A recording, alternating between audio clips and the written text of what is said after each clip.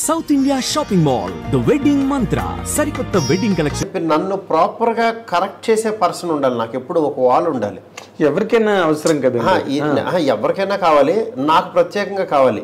ఎందుకంటే నేను ముందే చెప్పాను, సూపర్ మార్కెట్ లాంటి నా దగ్గర అన్నీ ఉంటాయని. అక్కడ చెత్త దొరుకుతుంది, కుళ్ళు దొరుకుతుంది, ఇది దొరుకుతుంది.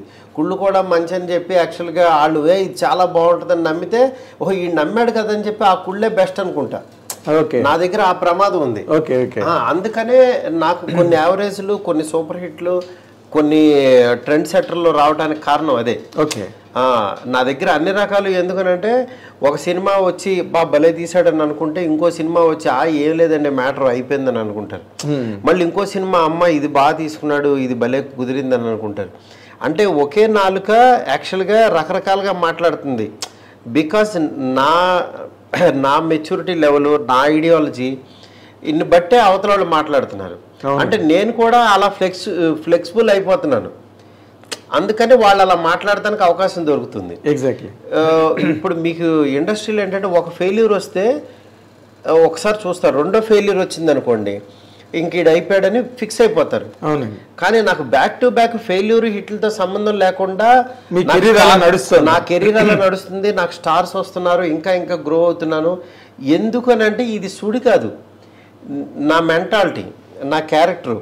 అంటే వీడి దగ్గర ఏదన్నా డ్రా చేయొచ్చు. వీడిని రాంగ్ గైడెన్స్ ఇస్తే రాంగ్ రూట్లో వెళ్తాడు, వీడి రైట్ గైడెన్స్ ఇస్తే రైట్ రూట్లో వెళ్తాడని అవతల వాళ్ళు తెలుసుకున్నారనుకోండి, నాతో చాలా ఈజీ వర్క్.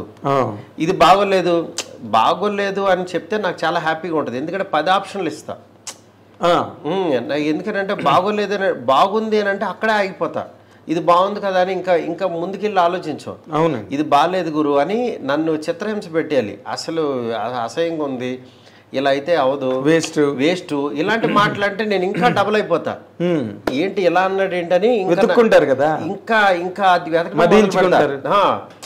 అది వెతకడం మొదలు పెడతా. ఇది నేను చేయలేను అని నన్ను అవమానిస్తే నేను చాలా హ్యాపీ ఫీల్ అవుతా. ఎందుకంటే దాని నుంచి నాకు మంచి సినిమా వస్తుంది బయటికి. అవునండి. నన్ను డబుల్ మీనింగ్ డైరెక్టరో లేకపోతే ఇలా తీసాడా అన్న అనబట్టే ప్రేమ కథ చిత్రం వచ్చింది, ఒక జానర్ పుట్టింది. అవునండి, అవును. ఆ తర్వాత అది ఎంతమందికి మాతృక, అది 500 సినిమాలు తీశారు హర్రర్ కామెడీలో. అవును. దాన్ని బట్టి యాక్చువల్గా ఏంటంటే నన్ను అలా అనకపోతే ఆ ప్రేమ కథ చిత్రం రాదు. అవునండి. నన్ను అన్న వాళ్ళందరికీ హ్యాట్స్ ఆఫ్ చెప్పాలి. నేను అందుకని నన్ను తిట్టిన వాళ్ళు కానీ ఇవి కానీ నేను వింటాను.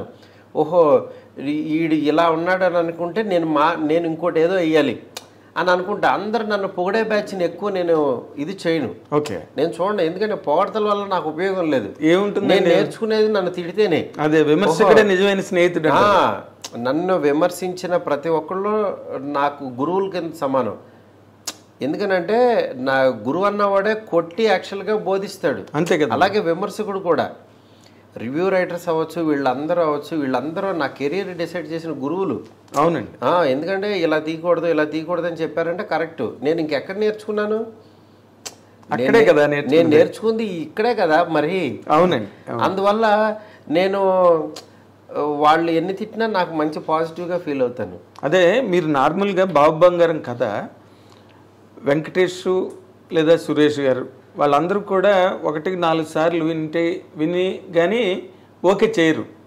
పాప వాళ్ళ తప్పులేదండి. ఎందుకంటే వెంకటేష్ గారికి నా మీద కాన్ఫిడెన్స్తో ఆయన ఈడు ఎలాగో మంచిగా తీసుకుంటాడని బిఫోర్ సినిమా బలబల మగాడని బట్టి ఆయన కూడా వచ్చేసారు. బట్ రన్నింగ్లో నేను కన్ఫ్యూజ్ అవుతున్నాను, నేను ఇదని చెప్పి ఆయన పాపం బాధపడ్డారు. బికాజ్ కొన్ని ఇవి జరుగుతుంటాయి, అదొక ఎక్స్పీరియన్స్ అంతే. అందుకే ఆయన ఏంటంటే నాతో మళ్ళీ కూడా తర్వాత మాకు సక్సెస్ ఫెయిల్యూర్తో సంబంధం లేకుండా ఈయన కరెక్ట్గా వాడలేదు, వీడు వచ్చినా సరే అనే ఫీల్ కొంచెం ఇదయ్యేవాళ్ళు తర్వాత.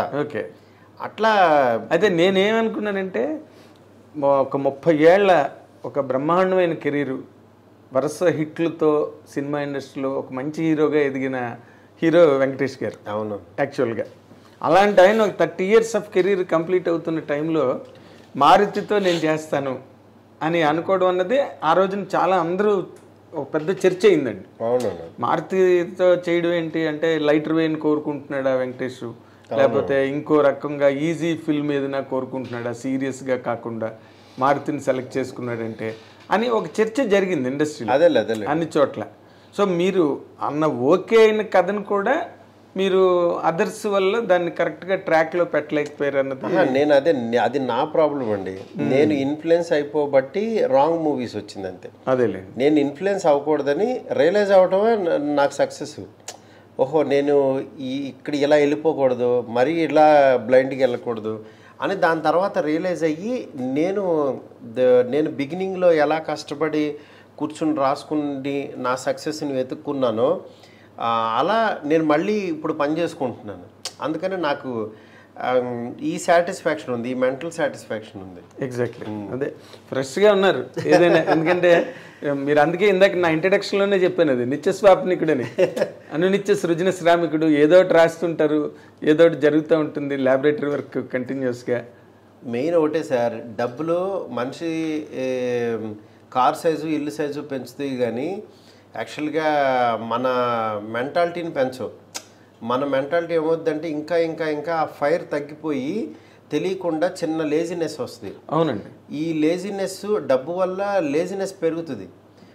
సెటిల్ ఉన్నాం కదా, ఇంకా ఎవరికైనా మనకి ప్రెజర్ ఉండదు, వాడికి డబ్బులు ఇవ్వాలని ఇది ఉండదు, ఎవరికైనా ఇది ఉండదు, చాలా కూల్గా ఉంటుంది. కానీ ఈ కూల్నెస్లో కూడా అమ్మో మనం పని పని పని అని వెతుక్కోకపోతే, ఆ ఫైర్ అనేది లేకపోతే మన మీద చాలా పెద్ద బాధ్యత ఉంటుంది.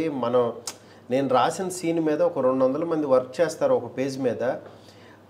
ఆ పేజ్కి ఎంత వాల్యూ ఉండాలి అని నేను ప్రతి పేజు ప్రతి లైను అనుకోకపోతే మంచి సినిమా అనేది రాదండి, న్యాయం జరగదు.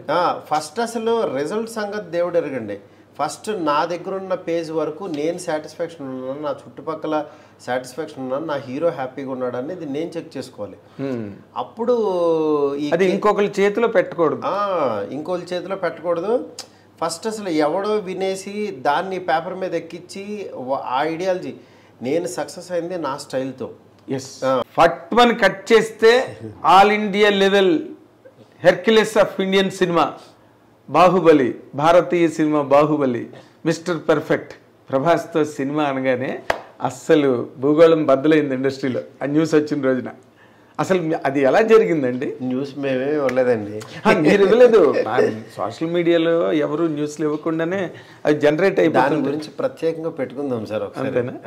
4 ముక్కలు చెప్పండి. ఇప్పుడు మీరు ఎందుకు వచ్చింది, ఎలా వచ్చింది అని మాట్లాడింది కానీ, but what is your experience? There is lot of expectation around. అదే సార్, అది ఆ సినిమా స్టార్టింగు ఎండింగు దాని గురించి చెప్పాలనంటే అదొక పెద్ద గ్రంథం. అదేంటంటే అది ఇంత సింపుల్గా మాట్లాడే విషయం కాదు. నెక్స్ట్ దాని స్టార్ట్అప్ అలాగే ఉండాలి, దాని ఎండింగ్ అలాగే ఉండాలి. అది చెప్పే విధానం గ్రాండియర్ ఇన్ ద సెన్స్ అంటే మీరే అంటున్నారు ఇవన్నీ ఇన్ని చేశారు, దీని తర్వాత స్పెక్టాక్యులర్ గా మీరు ఆ రేంజ్ లో చేస్తున్నారు, అల్టిమేట్ ప్రాజెక్ట్ కదా. అది ఇట్లాగా సరదాగా ఇలా జరిగిందండి అని అలా అనలేం. ఎందుకంటే దానికి ఆయన ఏమి నమ్మాడు, నాలో ఏం చూశాడు, మా ఇద్దరం కలిపి మేమేం ప్రపంచానికి చెప్పదలుచుకున్నాము, ఆయన ద్వారా నేనేం చెప్పదలుచుకున్నాను, ఇవన్నీ ఒక పెద్ద ఇది ఉంటుంది. అవునండి. దాన్ని యాక్చువల్గా డెఫినెట్గా ఏదైతే ఎక్స్పెక్ట్ చేస్తారో దానికి 1% ఎక్కువ ఇస్తాను తప్పించి 1% కూడా తగ్గించినని మాత్రం ప్రామిస్ చేస్తాను. Very nice. అది వెరీ నైస్. ఎందుకనంటే వేరే వాళ్ళకి ఆయన వాల్యూ ఎలా తెలుసో నాకు తెలుసు. వేరే వాళ్ళకి ఇప్పుడు చాలామంది అనుకుంటారు, ఫ్యాన్స్ కానీ వేరే వాళ్ళు కానీ యాక్చువల్గా మా హీరోతో ఎలా తీస్తాడో, ఇతని దగ్గర నుంచి ఎలా అనుకుంటున్నావు, ఇవన్నీ ఎక్స్పెక్ట్ చేస్తున్నావు, ఇవన్నీ ఎలా అనుకుంటారో, వాళ్ళకంటే 1% ఎక్కువే ఉంటాను నేను. అలా ఎక్కువ ఉంటేనే యాక్చువల్లీ ఈ స్థాయిలో ఉండగలుగుతాను.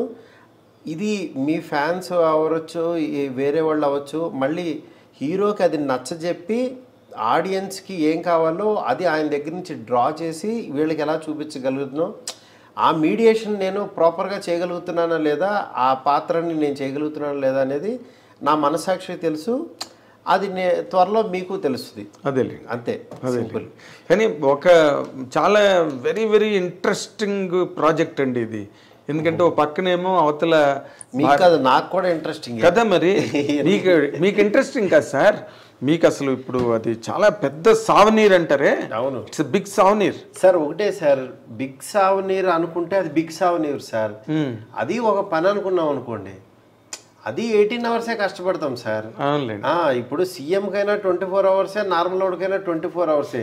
అమ్మ సీఎం సీట్లో కూర్చున్నా నాకు 4 గంటలు ఎక్స్ట్రా కావాలంటే ఏమి రావండి. కానీ మన వర్క్ని యాక్చువల్గా ఈ సీఎం పదవిని ఎలా ఇది చేస్తున్నాం, ఎలా టైం ఇస్తున్నాము, మెంటల్ పీస్ ఎలా గెయిన్ చేస్తున్నాం, మధ్య మధ్యలో బ్రీతింగ్ స్పేస్ ఎలా పెట్టుకుంటున్నాం, దేనికి ఇంపార్టెన్స్ ఇస్తున్నాం, దేనికి మన మాట అవ్వచ్చు, మన పని అవ్వచ్చు, దానికి వాల్యూ ఎంత ఇస్తున్నాం అనేది ఉంటుంది. వాల్యూ ఆఫ్ ద వర్క్ అంతే. ఇప్పుడు నేను ఆ ప్రాసెస్లో ఆ పొజిషన్లో కూర్చుని ఇప్పుడు దీనికి ఎంత టైం పెట్టాలి, ఇక్కడ ఎంత ఎఫర్ట్ పెట్టాలి, దీనికి ఎంత వాల్యూ ఇవ్వాలి అని చెప్పి అవి చూస్తున్నాను నేను. ఓకే, అంతే. Very nice. అంటే ఒకదానికి మాత్రం మేము ఐడ్రీమ్ తరఫున మీకు థ్యాంక్స్ చెప్పాల్సిన, నేను నాగేంద్ర కుమార్ జర్నలిస్ట్గా కూడా నేను మీకు థ్యాంక్స్ చెప్పాలి. అదేంటంటే నార్మల్ మైండ్ సెట్స్ ఎట్లా ఉంటాయంటే, ప్రభాస్ రేంజ్ ప్రాజెక్ట్ చేస్తున్నప్పుడు వాళ్ళు అంత తొందరగా అసలు యాక్సెస్ అవ్వరు, మాట్లాడరు, ఏదో అసలు ఇంకా అల్టిమేట్ ప్రపంచాన్ని ఓపెన్ చేస్తున్నట్టుగా. కానీ మీరు అందుకే నేనేమో ఓపెన్ చేయలేదు, దాని గురించి ఏం చెప్పలేదు. బట్ యాక్చువల్గా నేనేంటంటే జనరల్ ఐడియా చెప్పాను మీకు అంతే. అవునండి, నేను దేనికి థ్యాంక్స్ చెప్తానంటే ఈ టైంలో కూడా మాకు టైం ఇచ్చి చక్కగా మీ ఎక్స్పీరియన్సెస్ అవన్నీ కూడా అంటే నాకు తెలిసి ఈ రోజు వరకు ఇంత విరివిగా, ఇంత వివిడ్గా మీరు ఎక్కడ మాట్లాడలేదు. అవును, మీ ఆలోచనలు, మీ అభిప్రాయాలు ఇంతలా ఆవిష్కారం ఫాలో అప్ సార్. ఎందుకంటే నేను గబుక్కును ఎవరిని ఇబ్బంది పెట్టను. నాకు మీరు నా మీద చూపించిన ప్రేమ అవచ్చు, అభిమానం అవచ్చు, నా ద్వారా ఏదో చెప్పదలుచుకున్నారు, అందుకనే ఈ టైం ఇలా కుదిరింది. ఎగ్జాక్ట్లీ. అంటే మీ జర్నీ నాకు చాలా ఇంట్రెస్ట్ అండి. ఆ జర్నీ ఉందే, అక్కడి నుంచి ఒక ఒబ్లివియన్ అంటారు, అంటే ఒక శూన్యం నుంచి వచ్చి అవును ఒక వర్క్లోకి వెళ్ళి ఒక యానిమేటర్గా, అక్కడి నుంచి 2 సినిమాలు చేసి మళ్ళీ మెల్లిగా ఇంకో స్టెప్ ఎక్కి, ఆ journey I love that journey అండి.